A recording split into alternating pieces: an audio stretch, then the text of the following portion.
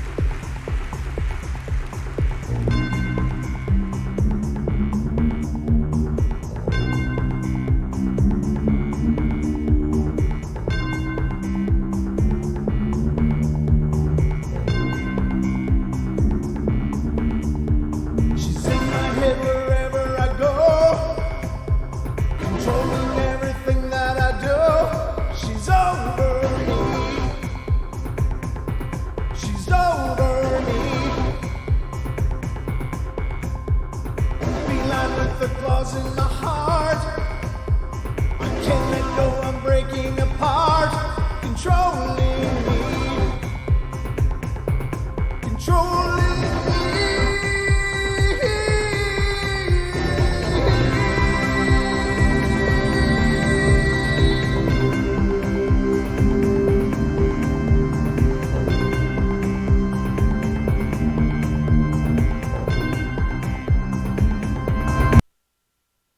All right, ladies and gentlemen, I should unmute myself, I guess, huh? Welcome to the Paranormal Portal, Bedtime Stories From Beyond. I'm your host, Brent Thomas, and I still have a bit of a cold, but it's getting a little better. A lot of sweating and sleeping and mowing the lawn today, so knocking it out day by day. But I hope my voice holds up through the course of our bedtime stories tonight, and I hope you guys are having have had a wonderful weekend. I know this is the tail end of it, but I know I'm happy to be here. I'm always happy to turn on the lights and see who comes in, and I'm thrilled when you guys do. So thank you so much. I don't know what else to say other than, hey, it's time for bed.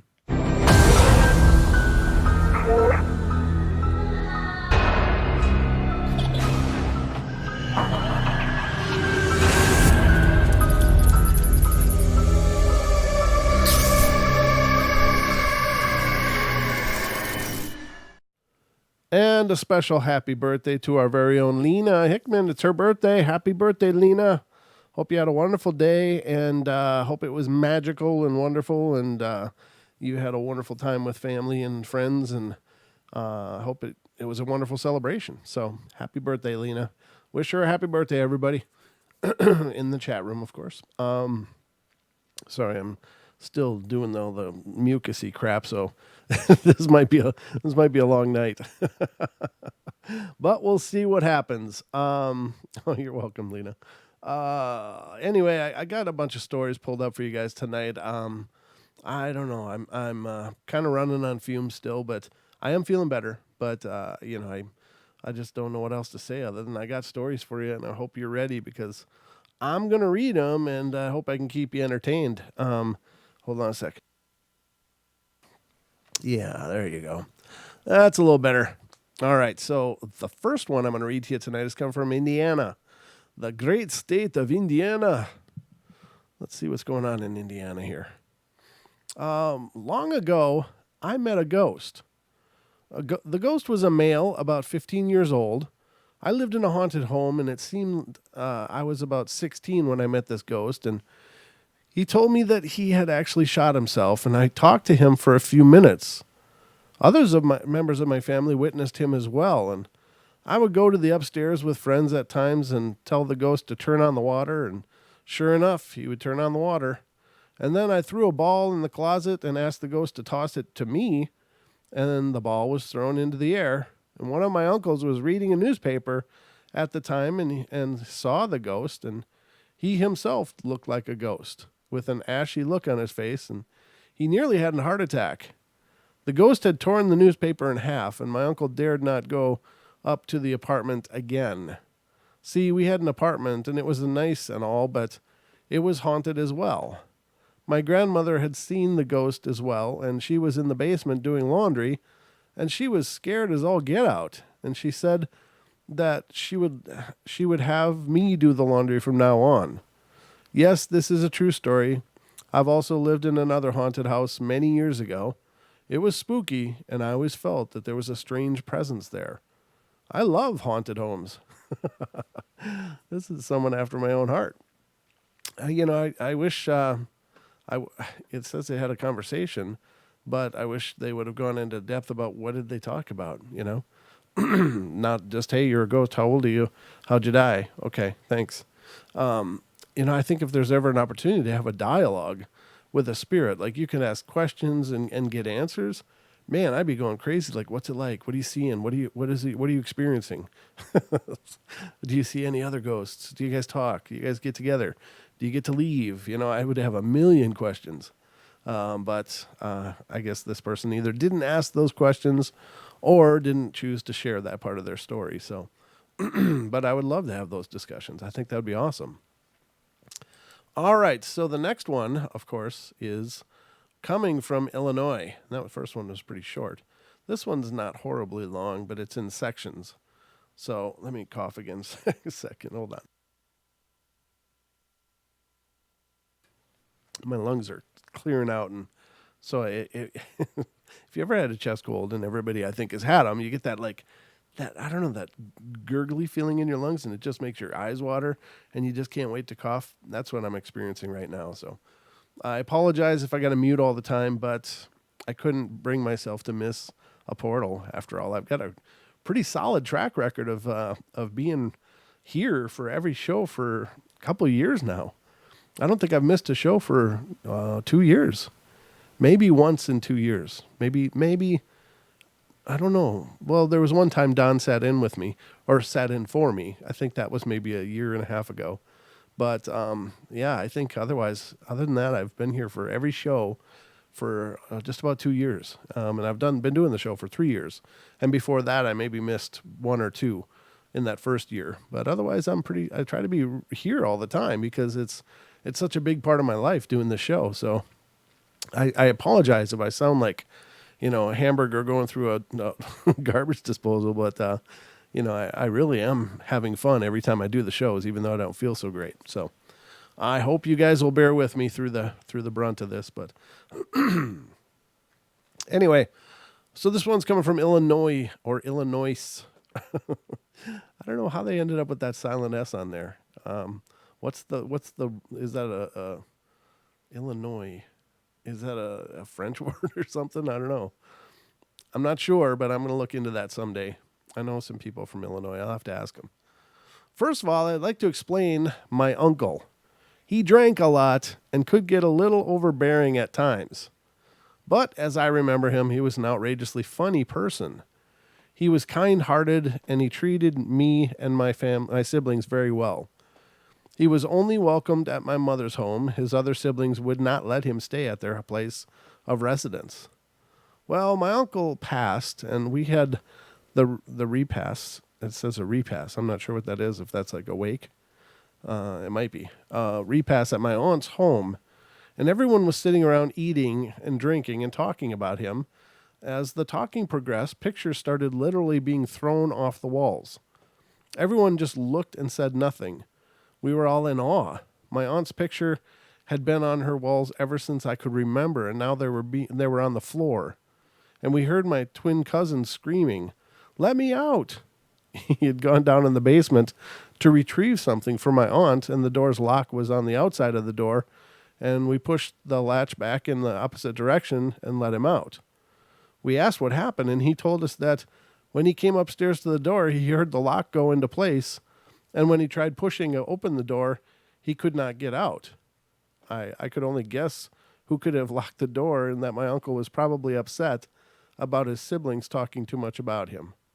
The talking ceased about him at that point. Good call. Apparently he wasn't digging their vibe. The next part of this is a 3-part story. I don't know. They got it separated for some reason. I guess it's because it's a whole different thing, but it's another experience this person had. I had a dream about a cat, and I have a morbid fear of cats and dogs. And in this particular dream, I would be walking in an empty building, and a cat would jump onto my back, and I could not get this cat off my back. I would scream and holler, saying, "Get off me!" And the cat would not budge. It stayed glued to my back, and the most frightening thing was the cat would rub its face against my face, and out of sheer panic, I would wake up. I dreamt this dream 3 days in a row, and it was so disturbing about the reoccurrence of the same dream that I called my mom, aunt, and my grandmother, and they all told me the same thing. I was letting someone into my home that hated my guts, and that I was being warned. I was told to clean house by being careful with whom I socialized with. I started showing better judgment with people after what I was told, and I've never dreamt that dream again. That's very interesting. So that's pretty cool that all three of those people had the same interpretation of those dreams. And I suppose I think that we do get messages in our dreams, and I guess it stands to reason those would be symbolic messages, and we have to decode those. Usually when I have those kind of dreams, they're very straightforward, and maybe it's because I'm not clever enough to figure out the whole representations and stuff. But yeah, I think that's really cool that all three people told that person the same thing. So if you're ever having a dream of being confronted over and over with something that you absolutely are terrified of, then maybe it means that you're associating with somebody and letting them into your space that is not good for you and has bad plans for you. So just saying, I don't know if there's anything to it or not, but it's something to consider. My best girlfriend in the world, we had known each other since we were in first grade, was just like a little sister. And I never had, And we had a dream about her dad coming to visit her, and her dad passed over. And before he left this realm, he was diabetic, blind, and could not walk.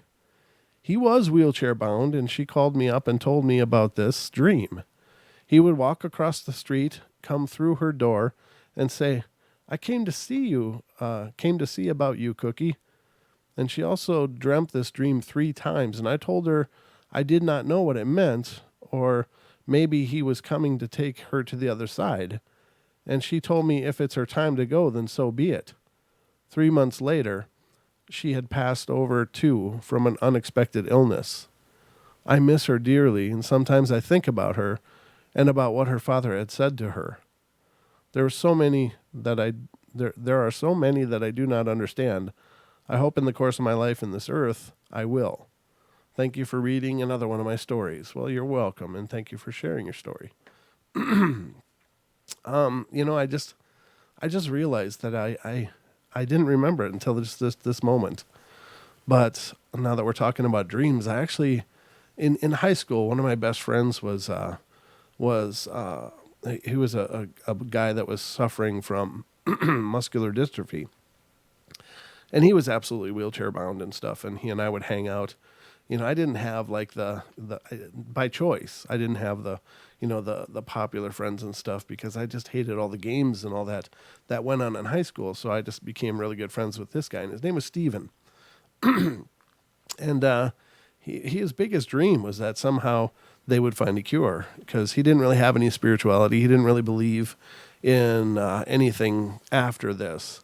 And he actually was only supposed to live like 5 years after his diagnosis, and he lived until he was in his 30s. I mean, the guy fought, and he was just amazing.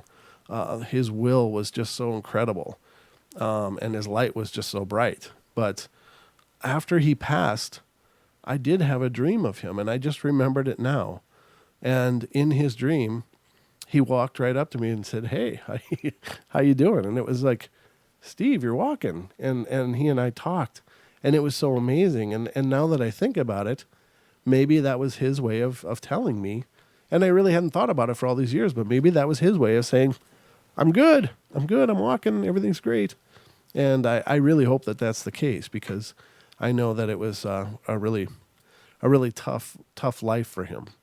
But he was just such an amazing guy. Oh, Man, I'm so full of snot. I'm really sorry.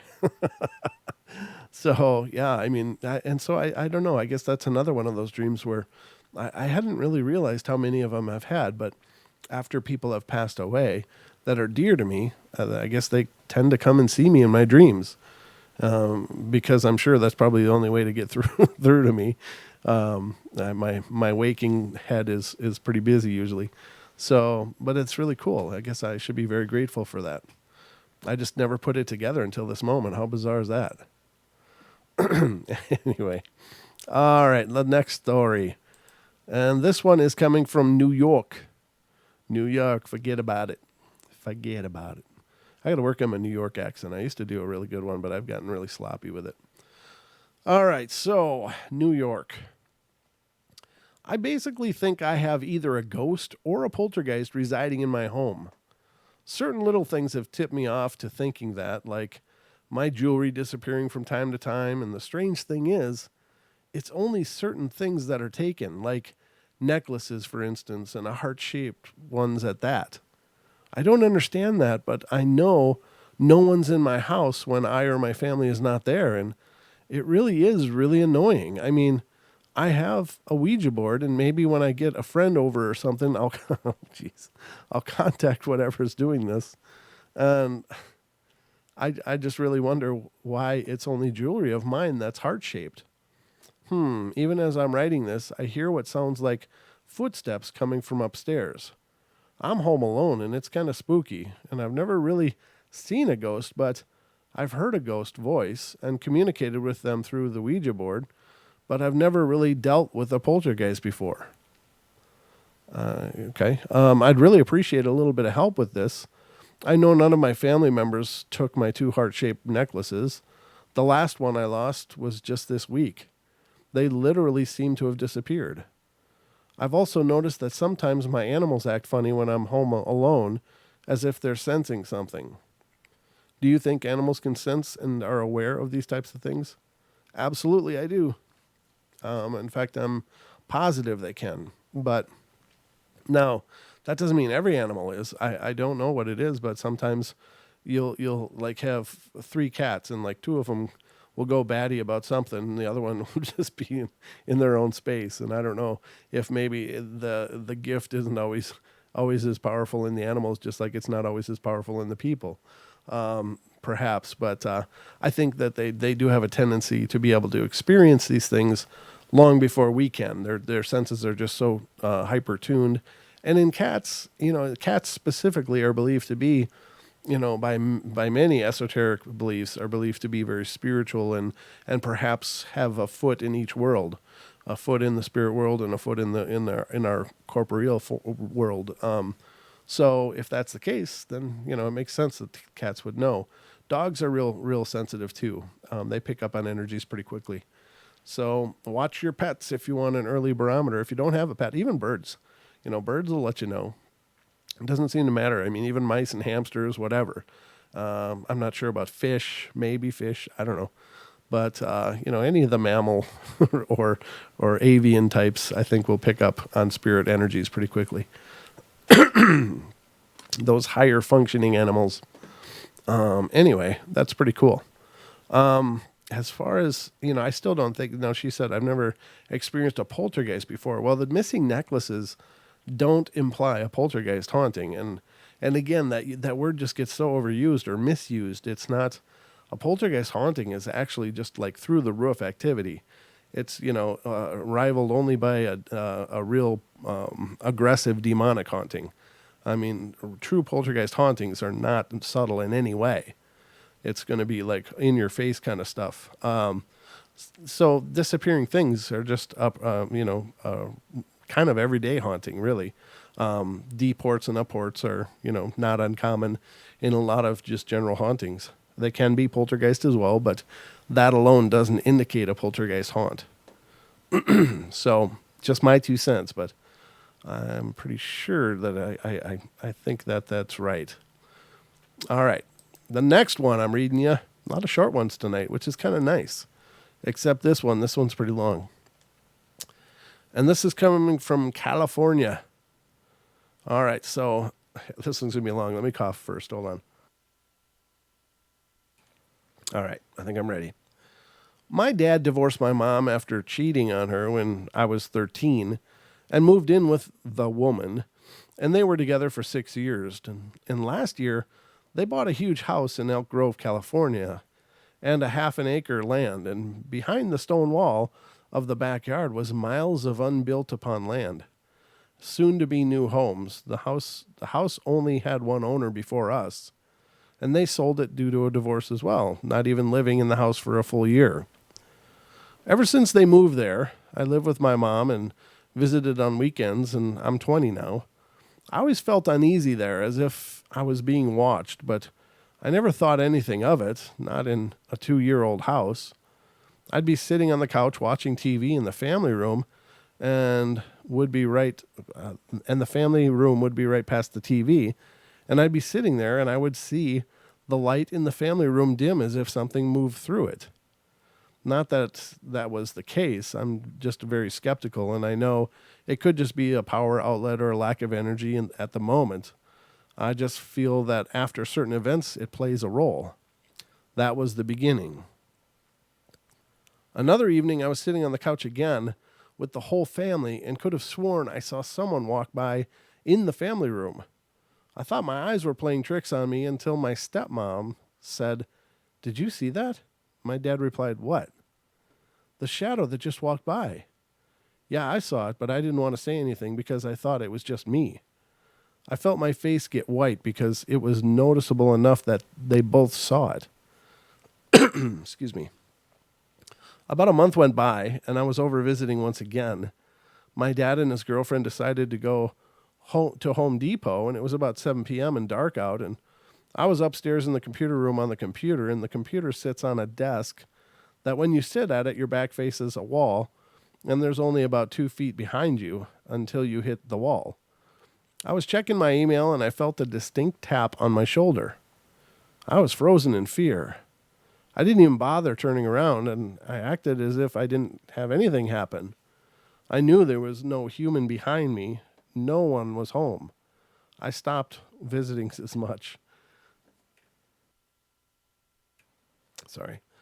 But I heard a lot. I heard a lot of went on, and I heard a lot of went on. I don't know what that means, and witnessed some as well as the time passed. They have a border collie that hated to go outside.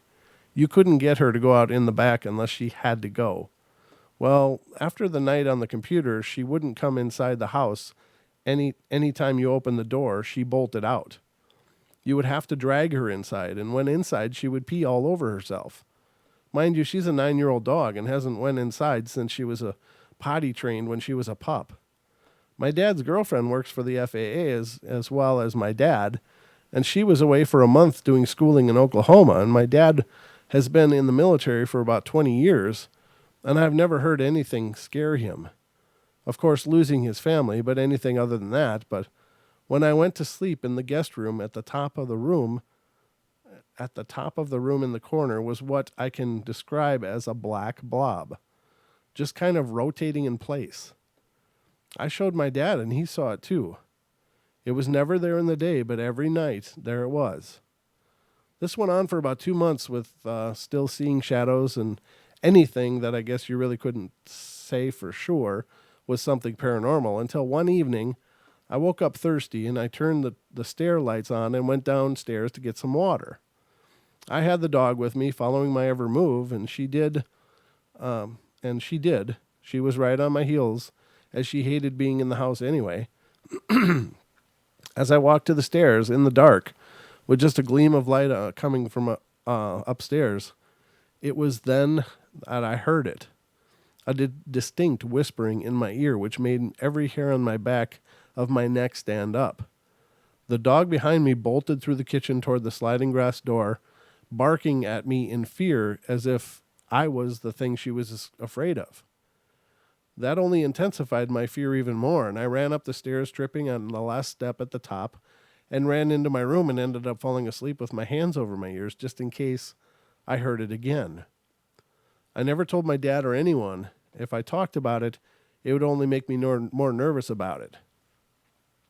Sometimes I just feel like if you talk about things like this, it just makes it worse or makes yourself more open to these experiences. Well, I didn't at first, and it was when my dad's girlfriend was at school. My dad was home alone getting ready for bed, and they have this huge bathroom with no door, just walkway separating it from the bedroom. And he was facing the mirror, which you could see from in the reflection, the bedroom, and his girlfriend, again, was in Oklahoma. And I was with my mom 45 minutes away, and he had locked up for the night, and the dog was in her kennel, and he was brushing his teeth when he saw a black shadowy shadow of a person walk quickly by his view of the room. The room was well lighted, and my dad turned around and walked into the room, and no one was there. He started to hear slight bangs on the walls around the house, upstairs, downstairs, all over. My dad, not being one who gets scared, walked downstairs in the dark to conquer his fear and to show himself, or whatever else, he wasn't afraid. He stood downstairs in the family room, the whole house in darkness, and he started to curse out loud, saying to whatever it was to show him what it's got. And then he said, "F you, show me what you've got."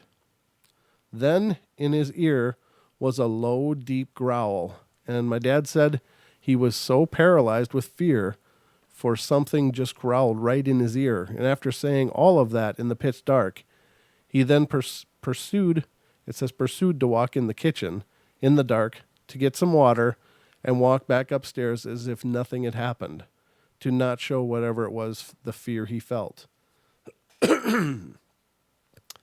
I then got a call from him, and his voice was shaky, and he told me what had happened. When he told me, I had chills run up my spine, and I told him then of what had happened to me. The next day, my dad tried to get a priest to come to bless the house, but he wouldn't be able to get that done for about another 2 days. So my dad took the Bible and read various verses in the Bible for about 20 minutes in each room. 5 minutes into reading in the first room, the family room, we heard a loud metallic bang upstairs as if an old air conditioner was kicking on. Excuse me. Later, we went to investigate upstairs, but nothing was noticed falling over or out of place. Not to mention, that's not how our air conditioner sounded when it did come on. This was a brand new $900,000 home. It just didn't sound like that. And after that, our dog came in as if she had never been afraid too. We never had anything happen again after that. The black blob was gone. Also, when all of this scare stuff was going on, we had a Christmas. We had decorated the staircase, and we took pictures of the beautiful decorations since it was the first Christmas in that house. After these incidences were over, we uploaded the pics to find an orb moving up the staircase in each picture. And it was as if the orb moved from each pic as it moved up the stairs. We focused in on the orb and zoomed in it, and you can see a distinct face in it. Well, that's just one of my experiences. Let me know what you think. I think your house is haunted, perhaps.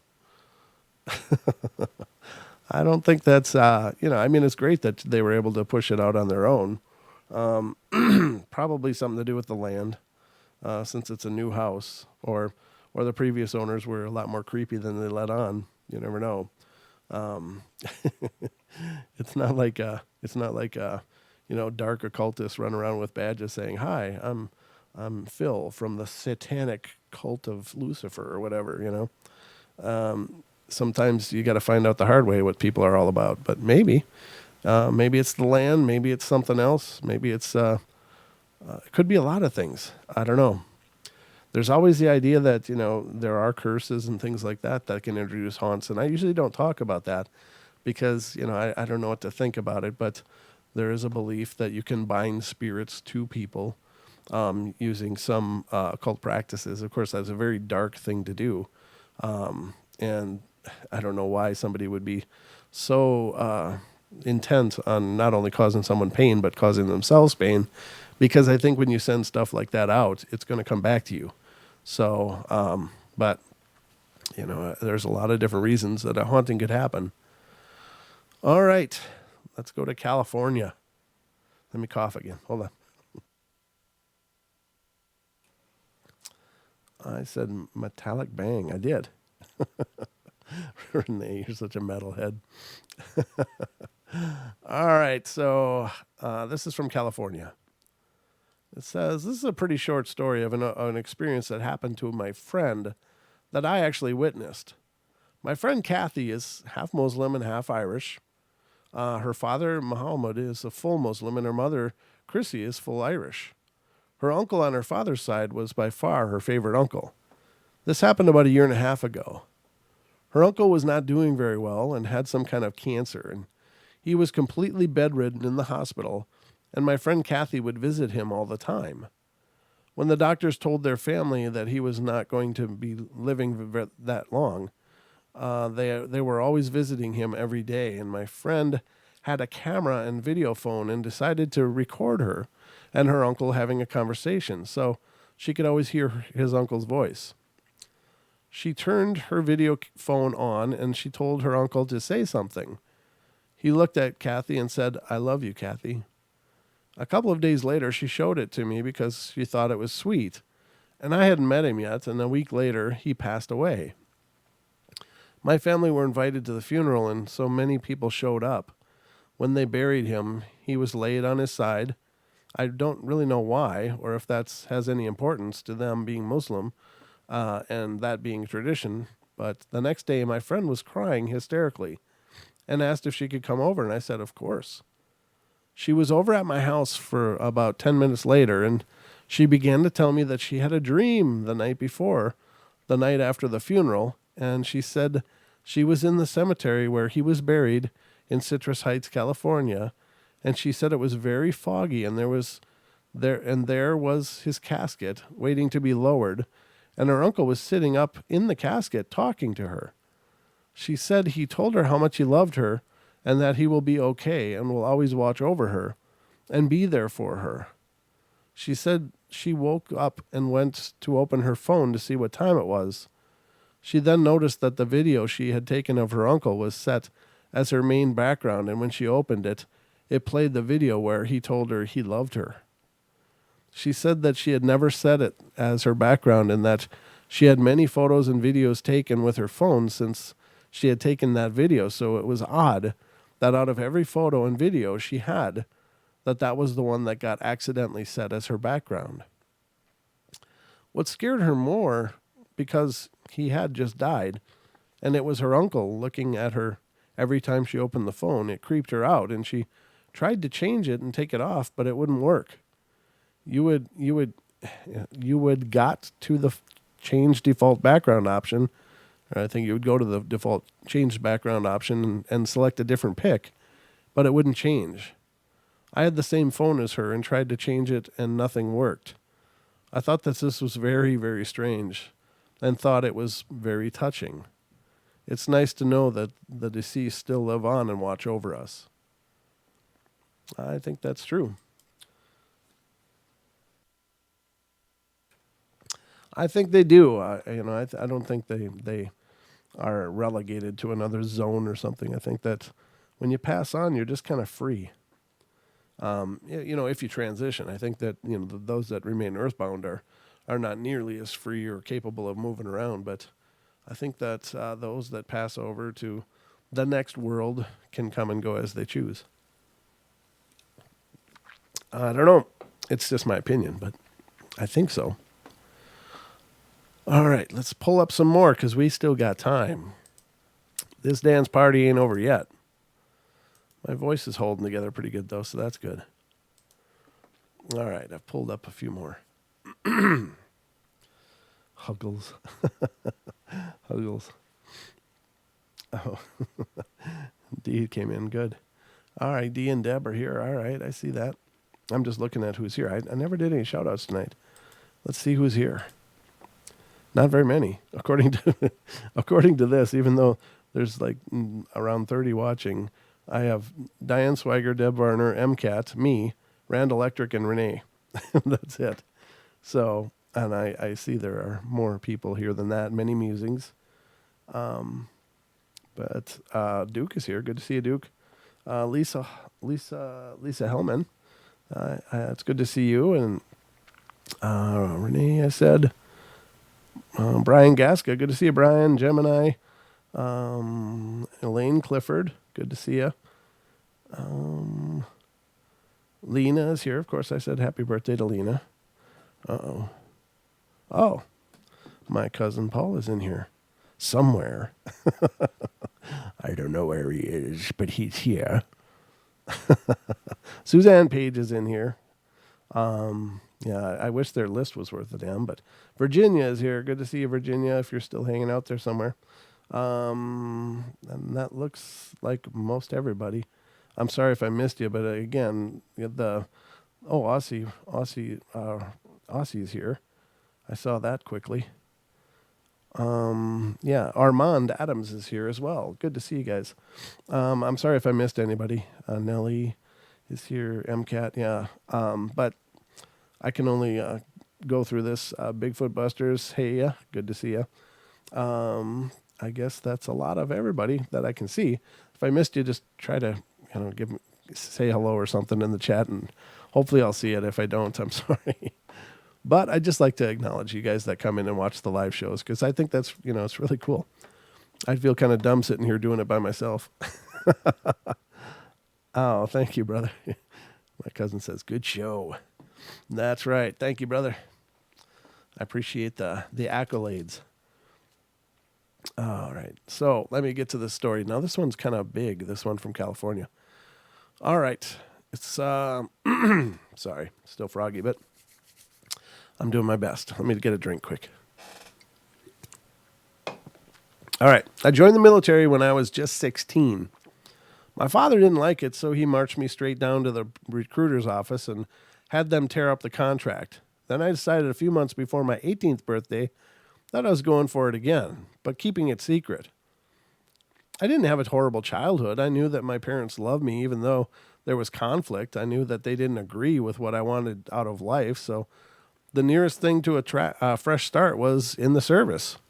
My parents were really disappointed. My siblings were upset. The church was against it, and some of my friends understood. Or none of my friends understood. I set out to change the world. I made it through boot camp the second time around. I had an attitude and had a problem keeping my mouth shut. AT school was easier, but my first assignment was the best. I got stationed on Coronado Island, California. Surrounded by the ocean, seals buds marching day and night while chanting, mess hall across the street, and the club just 2 blocks down. What else could I ask for? I went through about 6 roomies in the barracks in about a 4-month period. I was one of the lucky ones who only had either 2 or 3 others in my room. And as I worked in the barracks, I kept changing the numbers in the system so that it looked as if my room was only set up for 2. I conveniently skipped that room on inspection walks, so it became the contraband room. Anything that was illegal during the inspection was placed in the ceiling to floor lockers that were empty. I had a blacklist and emptied these items into the locker only to disperse them after an inspection. The night before the commanding officer's inspection was a busy night. People from all 4 floors were standing in line for some locker space. My roomie was taking notes, and we were in full swing getting ready for a complete inspection. After everyone left, we locked up the 2 lockers, asking each other what we would keep for the collateral on all the goods, and we both fell into the deep and peaceful sleep of the truly exhausted. About 2 a.m, I awoke to my bed shaking. As the lights were out, I could see the hall light through the crack at the bottom of the door, and I told my roomie sleepily to stop shaking my bed. I then heard the mirror on the back of the door begin to shake. The first locker began to rattle as if someone was trying to open it, though it was padlocked. Then the second locker, then mine, next to my roomie's. When it got to my roomie's bed, it actually sounded as if someone was picking up the foot and letting it fall down. My roomie shot up in bed and instantly yelled at me to stop messing with the bed. I was a pretty big prankster, so I can see why.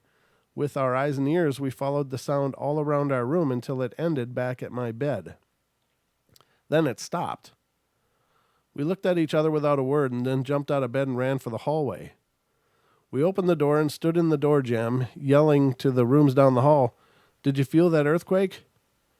And all the others panicked. Things in an earthquake. Things an earthquake, rookie yells. To our surprise, I don't know what that means, we woke up our whole floor. No one else had been woken by the shaking, and we eventually went back to bed. Excuse me. When daylight hit, we checked out the room for damage, and seeing none, we went to get some chow, and we asked for a few people if they felt the quake, and were asking what it would read on the Richter scale, as our entire room was rippled by it, and we were told there was no earthquake during the night. These guys had stood night watch, and they would have known. The only real damage was to a gallon of unpasteurized apple cider that was never going to make it to its perfect potency. Items that had been shifted, and some fell, but nothing was harmed, save for our sleep and peace of mind, that is. What causes these things to happen? Was our room targeted by a ghost who was not thrilled with our contraband room? I will probably never know, as I never investigated the place. I do know that my base was a former Nazi prison camp, and sky views will show that the enlisted men's barracks are still in the shape of a swastika. At least they were in 1990 when I was there. I'm not sure if you can look up photos of the base, and I do not know if they are readily available, but it's the Naval Amphibious Base, Coronado, California. Okay. That was a weird story. All right, the next one's coming from Texas. This one's pretty long, too. Damn, I pulled up some long ones. I'm really paying for it tonight. My God, I'm going to give you every one of them, too. I'm not quitting till I'm done. Let me see. This one's not bad, and this one's not bad. Okay, one more long one and then two short ones. We can do this. All right, so Texas. My story starts when I was little. Throughout my entire life, I've been able to see the non-living. I've never taken this much into consideration because it's always just been there. The earliest incident is when my older brother's third birthday. One day my mom was going through some pictures of family members, and on one of the pictures she showed me her mother, a lady I had never had the pleasure of meeting, and when she showed me the picture, I told her that I remembered her from one of the birthday parties of my brother.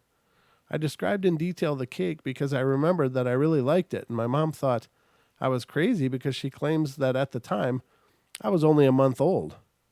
But I know what I remember, so I was not believed about remembering the birthday party, much less about seeing my grandmother there. Sometimes I think that maybe I am crazy and make this stuff up myself. Another time at the age of 13, me and my mom were going to a meeting she had in downtown in Houston, Texas. And when we were nearing the place, we stopped at the light to cross. And when I saw this little boy at the age of 2 or 3, and he was crying, I got close to see what was the matter and asked where was his mom, and he looked at me, ran away into the street. I saw a car coming towards it and jumped back and screamed. My mom scolded me because I had made such a spectacle of myself. I was crying, saying that the little kid got run over, but there was nothing there. We walked down to the next street where there was a big commotion going on. Apparently there had been a family that got run over by a truck, that when turning the corner it was dragging a trailer full of wood, and somehow it let go and rammed the family. This had just happened because the ambulance had just pulled up, and there was a little boy on the road dead, and the mother had suffered damage to her legs.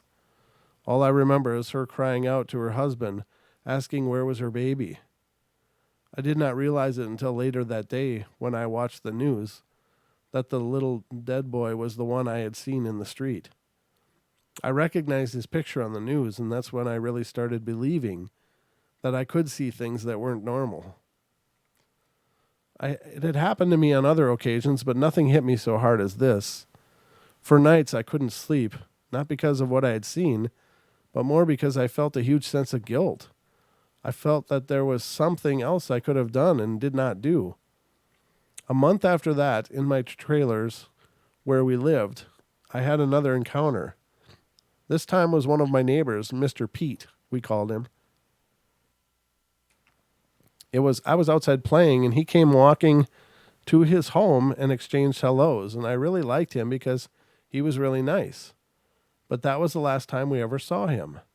I didn't think anything crazy about seeing him because I remember that at the same time every day in the evening he always went out to get his mail.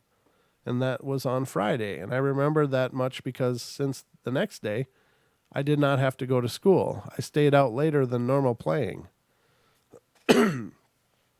A week later, his children came and started clearing out the house, and I asked why he was moving. And they told me that they were selling the trailer because he had died last Friday morning in the hospital from a stroke. For a while after that, I closed myself to that realm and I started really trying to contact, but nothing ever happened, so I gave up. I thought my encounters had come to an end until one night when I was 20. I had just moved out of my house and into a new apartment with my best friend. I love that place. I had a habit of always going to wash clothes late in the night, and I liked going whenever there was no one there. One day, I went late as always and found a girl doing her laundry. I did not talk to her, but just asked if she was almost done. She looked at me and didn't answer me, and I thought that was kind of rude, but I'm not going to start a mess either, so I waited for her to finish putting her clothes in the dryer, and she walked out and left. I went and put my clothes in the washer, and as I was walking by, I noticed one of the doors on the dryers was wide open, the one that she had just used. So I was going to be nice and close it for her and start it when I realized that there was no clothes in there. I was a bit baffled, and then it hit me that none of the other dryers were on. I looked in every single one and realized that they were all empty. But I know I saw her load at least 4 of them. I mean, I waited for like 20 minutes for her to finish. I thought I was going crazy, and I just left my clothes washing and went to my apartment and went to sleep. In the morning, when I was going to go and dry my clothes, to my surprise, my clothes were dried and neatly folded. As for that part, maybe some really nice person needed to wash them, so they did them for me. But I still don't know who it was. So I asked the landlord about the girl, and she told me that before she started working there, once the apartment next to mine, there lived a girl on her own. They claimed that they were going to evict her because 1 month she had never showed up to pay the rent. They said that after 2 weeks of unanswered eviction notices, they force entered the apartment, and they said that all the security locks were locked from the inside and that all her things were still there, but there was no sign of her. They did say that the water faucet on the sink was on and that there was broken glass on the door. Apparently, they called the police, but nothing out of the ordinary was ever found. Excuse me. My last experience I can remember is one night in my same apartment. I was like 22, and it was my roommate's birthday, and she had a lot of people over to celebrate, and I had gone to sleep early because I had a headache, and I woke up around 4 in the morning because I had to go to the bathroom, and so for me to get to the bathroom, I needed to cross her room first. Her door was open, and I went to use the bathroom, and on my way back to my room, I kind of glanced in her room and saw an older lady sitting on her bed with her. It did not startle me or anything, but I think that is because I was 99% still asleep. So the next morning we got talking about her party and what a great time she had, and then I asked, so who was the lady that spent the night with you? Did she have too many shots that you did not want to let her drive home? She looked kind of silly at me and asked what I was talking about, and I didn't think much about the lady being older because my friend was a server in her restaurant, and there's always people of all ages that seem to work there. So I described the lady, and she fell in shock. She told me that when she went to sleep, she dreamt of her grandmother. She showed me a picture, and sure enough, that was the lady sitting on her bed. So I don't know what this all means. Might not mean a thing at all. I've been reading some stories here, and I guess I'm just happy that none of my experience have been evil or where anything tries to hurt me. I think that's an amazing gift. I really do. Although the seeing the little boy dying thing that would be harsh. That would be really harsh. I mean, just think she has to carry that with her. You don't get to unsee those kind of things, you know? So that's the hard part. So the next one, which is shorter, is coming from Florida. It says, I think I was possessed in a dream, if that's even possible. I was probably around 8 or 9 years old when this happened, and I remember nothing but having a headache and these annoying spinning red and blue blocks in my head that would not go away. My mom told me the next day that I had been sleepwalking, and she said that I was walking everywhere around the house looking for something, and I kept saying, it hurts, it hurts. And then after a while of searching through the house, I found scissors and tried to cut out my stomach open. But my mom grabbed them away before I could hurt myself. Jesus. Her and her older brother held me down for the rest of the night, and she says I was shaking really bad, and I have no idea what happened to me, and it never happened again. Sometimes I feel like someone possessed me to feel their pain or help them in some way, but I was too young to realize anything. Now I'm older, and I'd love to find out what happened. Was it something supernatural or just a dream gone wrong? I don't know much about ghosts or spirits or being possessed, so please, if anyone could help me or has any ideas, that'd be great. My sisters have had encounters with ghosts in the same house that I had my encounter of a bad dream or something supernatural. Maybe that might have something to do with it. Maybe not. Do you think it was a nightmare? I'm going to go with no, because I don't think you'd normally go out and grab scissors and try to cut your stomach open with a nightmare. In fact, you don't usually leave your bed. If you don't have a history of sleepwalking and all of a sudden you're sleepwalking looking for scissors and try to stab yourself, then I'm going to say that's not just a bad dream. I'm going out on a limb here a little bit, but yeah. In my professional opinion, that was not a dream. All right, let's get to the last one. I think this will be the last one. Let's see where we're at for time. Yeah, this will be the last one. It's about 52 minutes of show already. So this will about wrap it up, ladies and gentlemen. The last story is coming from Florida. Here's another on this graveyard I went to as a teen. I was 15, and my sister and her boyfriend, my boyfriend and I all decided to go to a graveyard since Mindy's boyfriend was new to the area. Well, that's a great way to introduce him to the area. Hey, come check out the cemetery. My boyfriend was the only one who had a car at the time and was driving a huge van, so he met us all at our house. We gave Mindy's boyfriend, Nick, the background of the whole place and showed him the old graves, and he thought it was cool, and we talked for hours about the history and then on to other things nearby like the Likes house, Lykes house. I'll write about that another time. And now the fun part, as we were getting ready to leave, we were helping Mike back the van up. The graveyard is in the woods, and Mindy and I were standing by a small tree, telling him to come our way as we thought it was clear. This was the only open area there to back out. As he backed out, he got stuck on a headstone. Oh no, that's horrible. How this happened, I don't know, because Mindy and I searched and inspected to make sure that there was no obstacles in the way. Either we are both blind as bats or that thing appeared out of nowhere. Then weird things started to happen. Things being thrown at us, seeing things. I won't really say anything about the cold spots there because it was early spring and we still had a little nip in the air anyway. Well, after about an hour, we finally got off that headstone, begged for forgiveness of the dead, and left. After that, I took super extra care to make sure nothing was near to get stuck on. Well, there you have it, ladies and gentlemen. Another fine journey through the Paranormal Portal and the Bedtime Stories from Beyond. I hope you guys enjoyed it.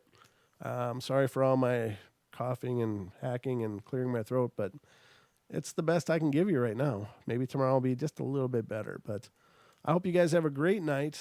Thank you all for being here, and please subscribe if you're not subscribed already.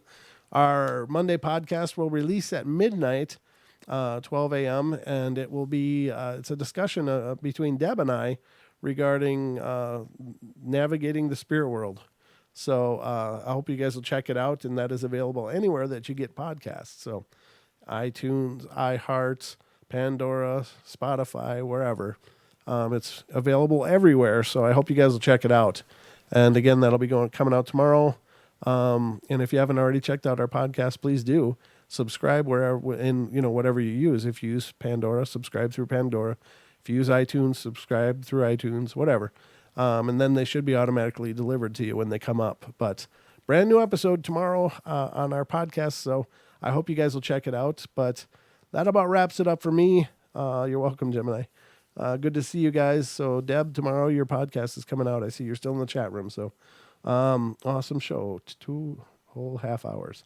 Absolutely. 2 of them back to back. Just wrapped it into 1 whole hour, just like that. That's how we roll in the portal. All right, guys. I love you all. Be good, be kind, be nice. Take care of each other. Help each other out. Find the magic in every day and remember to laugh as much as you can. And I hope you have a great night and sweet dreams.